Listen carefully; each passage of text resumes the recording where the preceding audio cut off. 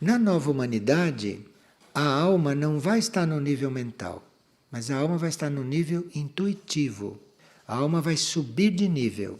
Então, com a alma num outro nível, no nível intuitivo, e com o físico, com 7 gradações de éter, e não mais com sólidos, líquidos e gases na sua constituição, isto será uma humanidade muito mais interiorizada, com muito mais contatos com as coisas sutis, com as coisas internas e com as coisas superiores.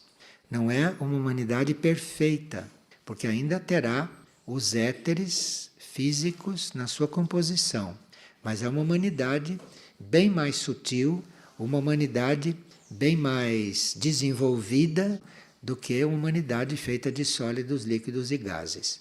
De forma que isto é o que se chama de nova humanidade. A nova humanidade no plano físico.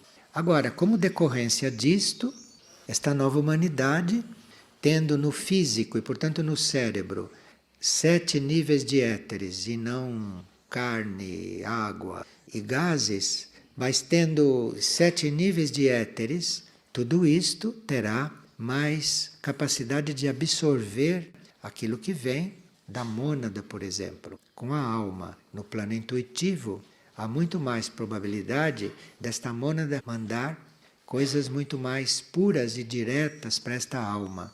E o físico, não sendo mais sólido, líquidos e gases na sua constituição, isto vai ser imbuído de toda esta parte espiritual com muito mais liberdade, com muito mais possibilidade.